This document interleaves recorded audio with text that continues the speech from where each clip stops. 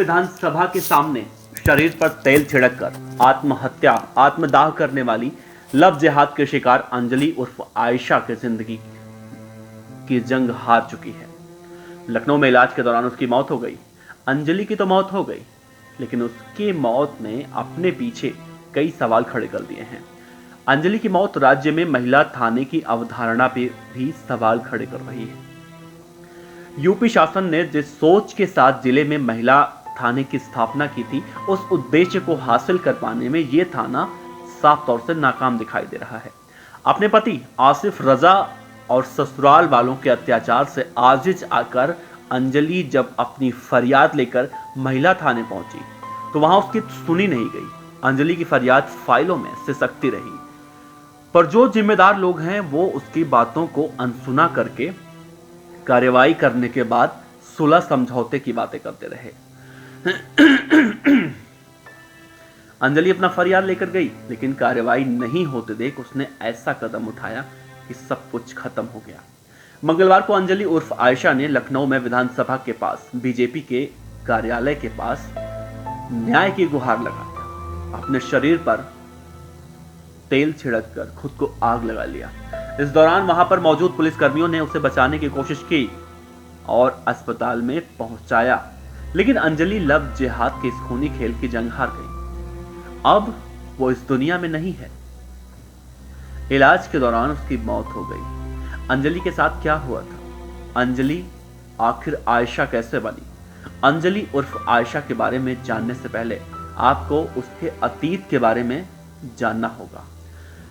पूरा नाम अंजलि तिवारी उर्फ ज्योति झारखंड के पलामू जिले के चेपात की रहने वाली थी। उसकी जिंदगी में शादी के 8 साल के अंदर कई डरावने मोड़ आए, लेकिन वो बिना विचलित हुए जिंदगी से जंग लड़ती रही। अंजलि अपने पति के नशे की आदत से परेशान थी और इसी दौरान उसका अपने पति से रिश्ता टूट गया। रिश्ता तोड़ने के बाद माँ बाप पर बोझ बनने के बजाय हालात से संघर्ष करते हुए अंजलि महाराजगंज के वीर बहादुर नगर के एक इलाके में किराए का मकान लिया और वहां पर अकेले रहने लगी। और अपनी जिंदगी चलाने के लिए अंजलि ने एक कपड़े की दुकान में नौकरी कर ली और इसी दौरान उसकी जिंदगी में राज, नाम पर गौर कीजिएगा, राज उर्फ आसिफ रजा आया। दोनों ने सुनहरे ख्वाब भी देखे और धीरे धीरे अंजलि उसके करीब आ गई। अंजलि ने जब आसिफ से शादी का प्रस्ताव रखा तो उसने धर्म परिवर्तन की शर्त रखी। हालात में फंसी अंजलि ने मजबूर होकर आयशा बनना पसंद किया और मौलवी ने उसका निकाह करा दिया। लेकिन यह निकाह आसिफ के परिवार वालों को गंवारा नहीं था। आसिफ रजा के परिजनों ने अंजलि का उत्पीड़न करना शुरू कर दिया। इसके बाद आसिफ के साथ वो उत्तर प्रदेश के गोरखपुर चली गई और वहीं पर किराए पर कमरा लेकर दोनों रहने लगे। अंजलि के पति आसिफ रजा पर आरोप है कि गोरखपुर में वो अंजलि पर अत्याचार करने लगा। कुछ ही दिनों के बाद अंजलि को गोरखपुर छोड़कर आसिफ सऊदी अरब चला गया। आसिफ पिछले 2.5 साल से सऊदी अरब में रह रहा है और ऐसा करते करते करीब 2.5 साल गुजर गए। इस बीच आसिफ रजा ने अंजलि से संबंध तोड़ लिया और उसे पैसे भी भेजने बंद कर दिए। 4 अक्टूबर को अंजलि गोरखपुर से वीर बहादुर नगर में जहां उसका ससुराल था वहां पर धरने पर बैठ गई और आसिफ के परिजनों ने अंजलि को अपनाने से साफ तौर से इनकार कर दिया। घर के दरवाजे बंद कर लिए गए। अंजलि को दरवाजे से हटाने की कोशिश तेज हुई। पुलिस पहुंची और अंजलि को पुलिस महिला थाना लेके आई। अब थाने में अंजलि ने अपनी पूरी कहानी बताई, जो उसके साथ बीता था, इंसाफ की मांग की, लेकिन महिला थानाध्यक्ष ने उत्पीड़न के सभी आरोपों को बिना किसी जांच के, बिना किसी की बात सुने इनकार कर दिया और उसके बाद लग गई सुलह समझौता करने की कोशिश में। लेकिन इसे मानने से अंजलि ने इनकार कर दिया। महिला थाना अंजलि के आरोपों पर केस भी दर्ज नहीं कर रही थी उस समय। और अब इस पूरे मामले में पुलिस उन सब लोगों को घटना का जिम्मेदार मान रही है जो लोग अंजलि के संपर्क में थे, बातचीत कर रहे थे, और पुलिस का कहना है कि वो लोग अंजलि को उकसा रहे थे। तथाकथित महाराजगंज के एसपी प्रदीप गुप्ता ने कहा है कि लखनऊ पुलिस इस पूरे मामले की जांच कर रही है। जांच तो होती रहती है, कभी नहीं खत्म होने वाली जांच, लेकिन ये लव जिहाद का खेल आखिर क्यों खेला जा रहा है?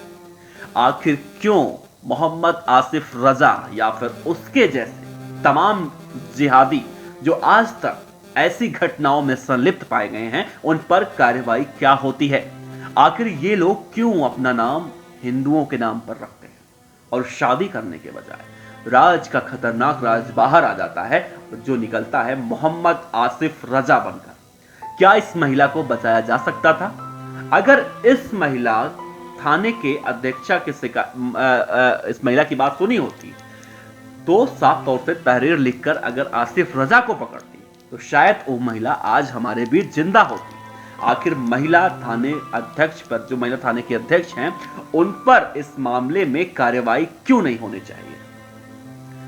क्योंकि कोई आत्मदाह तभी करता है जब उसकी जिंदगी में सब कुछ खत्म हो जाता है, उसके पास कुछ भी नहीं बचता है, खोने के लिए कुछ भी नहीं बचता है। किसके सहारे कौन जिएगा? आत्महत्या जैसा बड़ा कदम, वो भी आत्मदाह जैसा बड़ा कदम। जरा सोचिए, जब वो महिला वहां पर पहुंची होगी, उसने अपने ऊपर तेल डाला होगा और जब आग अपने आप को लगाया होगा, उस समय उस पर क्या बीत रही होगी। और उससे भी बड़ी बात है, जब उसका पति आसिफ रजा उससे बोला होगा कि मेरा नाम राज नहीं है, मेरा नाम आसिफ रजा है और तुम मुझसे शादी तभी कर सकती हो जब तुम अपना धर्म परिवर्तन करोगी, उस समय उसके ऊपर क्या बीता होगा। फिलहाल अभी तक इस पूरे मामले में आसिफ मोहम्मद रजा पकड़ा नहीं गया है, वो सऊदी अरब में है और पुलिस अब इस पूरे मामले की जांच करने की बात कह रही है।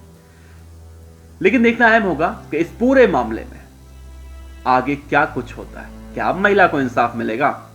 उस महिला को अब इंसाफ मिलेगा? अब इंसाफ मिलकर, अगर इंसाफ मिलेगा भी तो इंसाफ मिलकर अब क्या कुछ हो जाएगा। फिलहाल आप हमें देखते रहिए और अगर हमारी खबरें अच्छी लग रही हो, खबर अच्छी लगी हो तो लाइक कीजिए, सब्सक्राइब कीजिए, साथ ही बेल आइकन का बटन दबाइए पीडीएफ न्यूज की खबरें सबसे पहले देखने के लिए।